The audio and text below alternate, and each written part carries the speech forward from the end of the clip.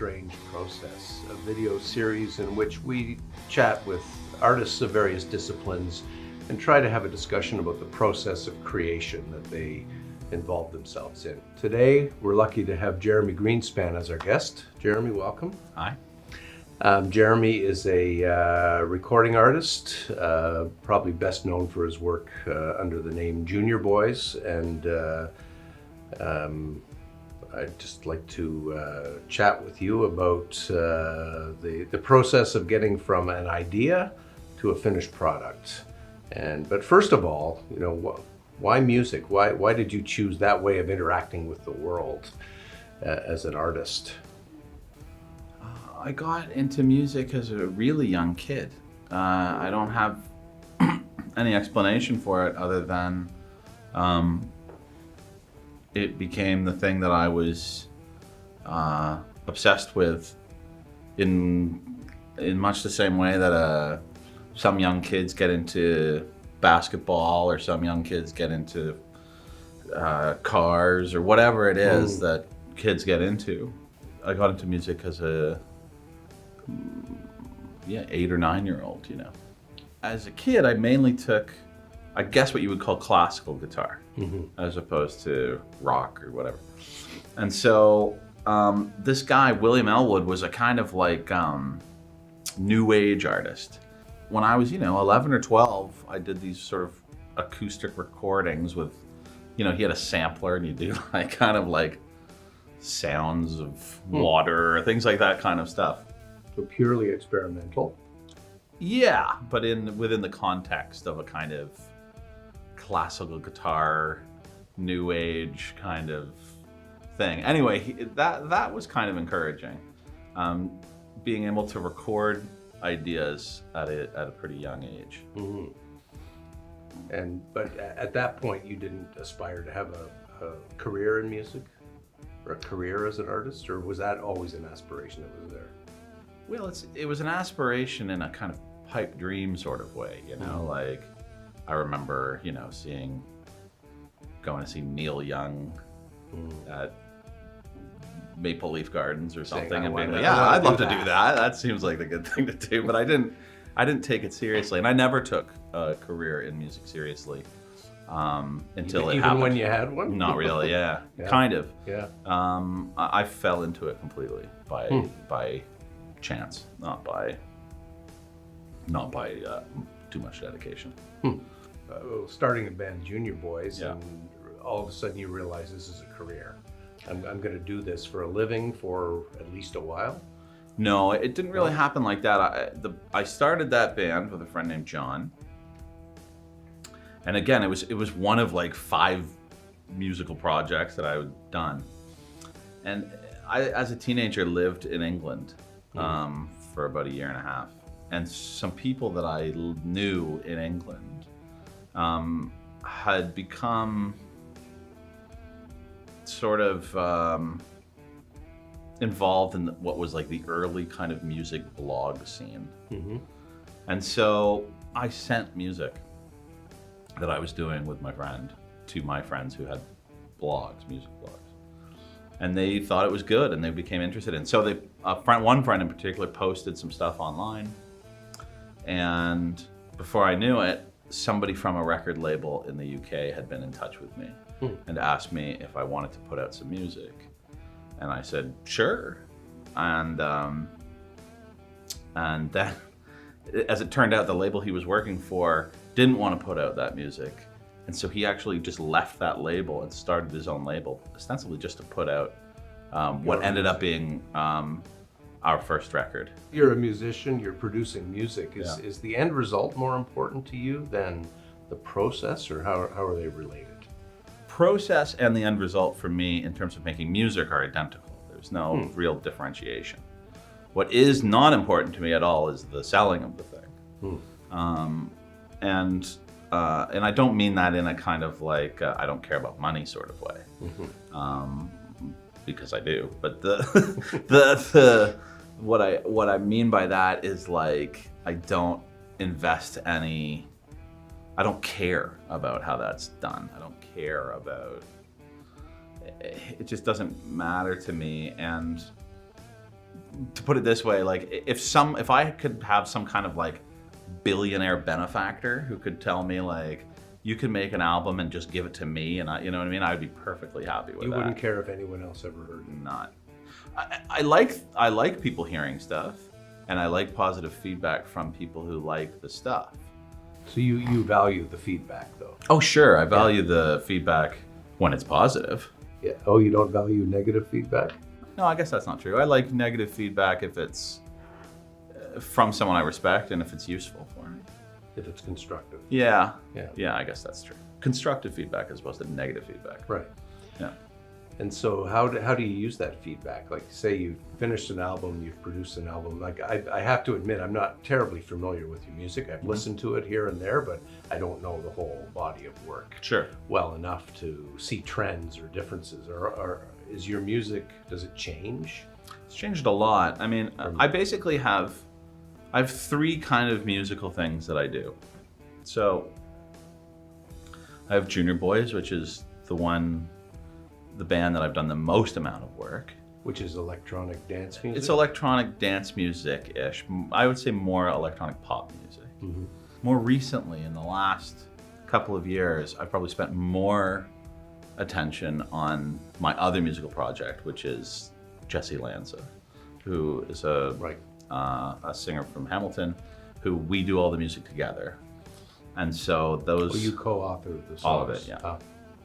Yeah, and so like right now I'm working on the 3rd record.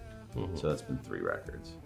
And that's a kind of a different thing than, it's different by virtue of the fact that I'm working with a different person. So Junior Boys is, even though I started it with my friend John, it's been most of the time, it's been me and a guy named Matt Didymus. And Jesse Lanza is obviously me and Jesse Lanza. And then I have other projects where I do like one-offs. I do EPs with a friend named Ryan, named Teraval. That's kind of more, I do more experimental stuff and some more like strictly kind of electronic dance music, as you'd say. So I have different things that I do, and all of them are slightly different process. Although in many ways, maybe you could reflect on that, how the process is different. Usually the process is different just by virtue of the person you're working with. Right. So if you're working with a different person, it takes on the different character of the ideas from the different person. Is it a straightforward, linear process? You get an idea for a song, and then you move from stage to stage until you have the final result.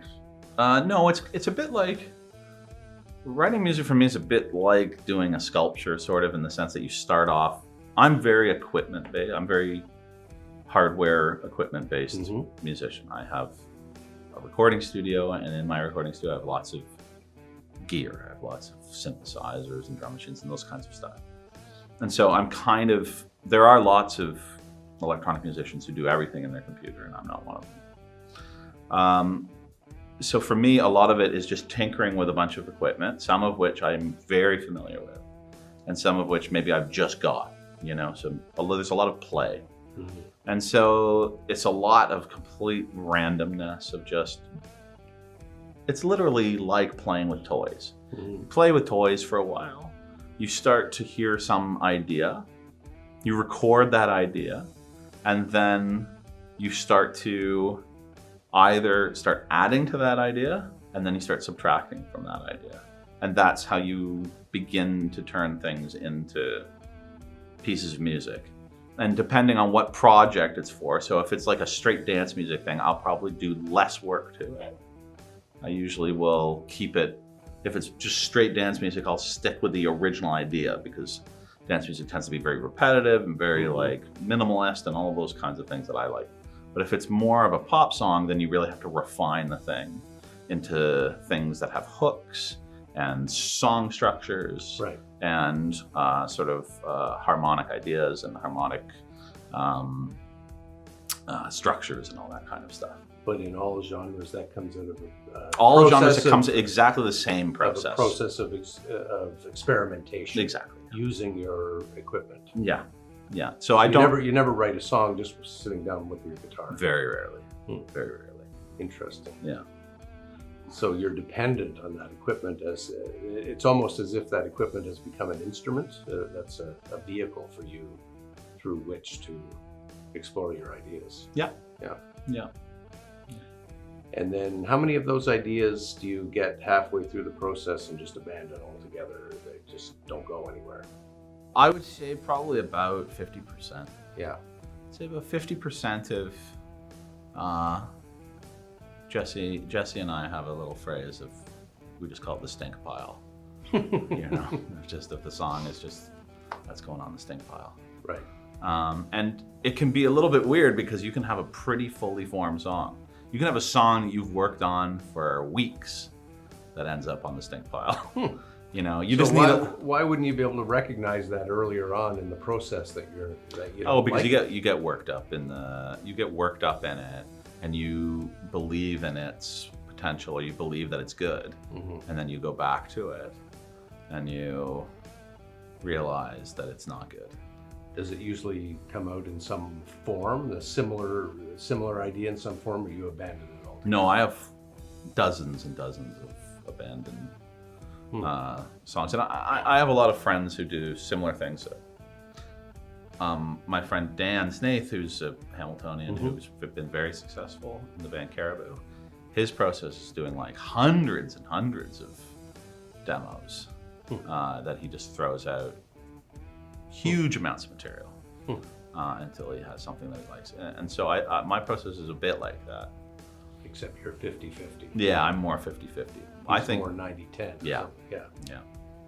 Well, we have a similar process. I'm trying to relate this back to architectural design, in which, you know, we're designing for someone. We're not designing just for ourselves. Not an idea we want to chase ourselves for its own sake. Yeah. So we usually have someone we're working with. So abandoning the idea altogether and not coming up with anything is usually not an option for us. So Yeah. But it is a similar kind of thing. We have a quote-unquote stink pile as well. We'll get an idea that we really like, and we'll move forward with it and test it and refine it.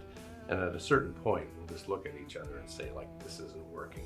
Let's go back to the drawing board. Yeah, I guess it can. The hard part is when you really genuinely thought it was good, and then you realize it's not, or it. I guess the difference with architecture is, I suppose you have a client. We do. And the client can give you this feedback whether or not they like it or not. So musician, you don't really have that. You just have to go on your own gut. Does the label ever say, look, Jeremy, that's just not working. You can't put this song on here? Record labels tend to be kind of aware of the sort of fragility of musicians' egos. And so I think they sort of tend to try not to. Anyway, all the labels that I've dealt with have always been that. The label that puts out Jesse is a label called Hyperdub, and that's a label with a guy that's run by a guy that I've been friends with since I was 17, and so that is a different relationship that I have with all the other labels that I've ever released music with, and so he's much more involved in the sort of sonic direction or whatever. So that's more like in the architect having a client. It's a relationship that's starting to come closer to that. Yeah, that's much more so. And is that easier or more difficult, or? It's good because I respect him a lot, and we have such a long, we've had such a long relationship, and that it works out well actually, because it makes it so that you don't have to make that decision. You say, okay, well, that's a nice thing about it. But I've never, for example, pursued working for television commercials or movies or something like that, because I've always been concerned that I'd have some producer guy or something telling me that they wanted this and that and this and that. And it's not that bothers me from the ego point of view. I'd like to think I don't have too big of an ego about making music, but because I work with so many people, So you're collaborative. Yeah, I'm definitely a collaborative guy. Yeah. I just don't think I'm very good at working that. I don't think, like, if someone says, can you do something more like that or more like this or that, I just don't think I'm particularly good at that. Someone says, "Can you do something that sounds like this?" And then I try, and it doesn't usually pan out very well. Some artists tend to want to control the process very, very carefully. And Yeah, I'm not like that. Other artists that I've spoken with in this series like to give parts of that process away and sort of deliberately lose control over the process in order I would be more the latter, only because I don't typically always think that I have such great ideas. Musical genius is actually not particularly rare, you know? I can't begin to imagine the amount of times I call something genius. I'll hear something, that's genius, And it's all the time. And it's because music kind of just wants to get made. The music wants to happen all the time. You're just sort of there to kind of facilitate a thing happening. So you're looking after process and the result. Yeah, so you're putting together the right pieces of equipment or the right vibe or the right place or whatever, and then you're the right kind of editor. You're the, you just sort of want to make sure that, first of all, the musical process doesn't go off into something that's like completely self-indulgent, and at the same time, you don't want it to become the worst thing that music can be, which is derivative. Right. So how do you know when it's finished? How do you know when the piece is done? For me, I have a very loose feel for that. I think I finish things far faster than a lot of people would feel comfortable. So you don't overwork the idea. I don't think so. No. I do a lot of work in the sense that there's a lot of people have described my music at times as sounding kind of overly complicated or overly complex because there's a lot of stuff in it. It's like filled with ideas or something, or filled with stuff or whatever. But I don't sit there honing a finished product endlessly. At least I haven't in a long time. I did do that on some of our records too, I think. Not great results. So sometimes you can work an idea too much, like dough. I think overwork it in your record. I have done that in the past. And so I think it was really working with Jessie Lanza, I think, that changed my attitude about that. Because the ideas in her music, we didn't overwork at all. In fact, we did them really, really fast. So they're fairly stripped down. Yeah, and so that changed my whole attitude about how to make all of my music. Interesting. So the process continues to evolve and change depending on the circumstance. Oh yeah, you don't really finish figuring out how to do it. Right. Especially also because if you're doing a kind of music that's so technologically determined, well, there's always new technology. Right. So there's always some learning curve. There's always something you have to, and I'm sure that's the same in architecture. Oh, it is. Learn the new software or whatever it is. Software has totally turned our process on its head, but in a good way. Yeah, sure. As long as you're willing to embrace it and sort of endure that period of insecurity that you feel when you're trying to get used to it, right? Yeah, there's a lot of that in music as well. Maybe less so for me, just because I tend not to make music. Most music software is geared towards people who do most of their music making inside the computer. And that's the majority of people who do electronic music. Just because doing the other way is expensive and it's, and all those kinds of things. Luckily, I have so much equipment from years and years and years of a lifetime of collecting equipment. So. Got enough toys to keep. Yeah, exactly. Well, thanks, Jeremy. Yeah, and no I problem. really appreciate you coming in and chatting with us. And hopefully we'll get a chance to do this again sometime. Sure. We've been talking with Jeremy Greenspan on this episode of Strange Process. Please come back again and watch our upcoming episodes, and we'll see you then.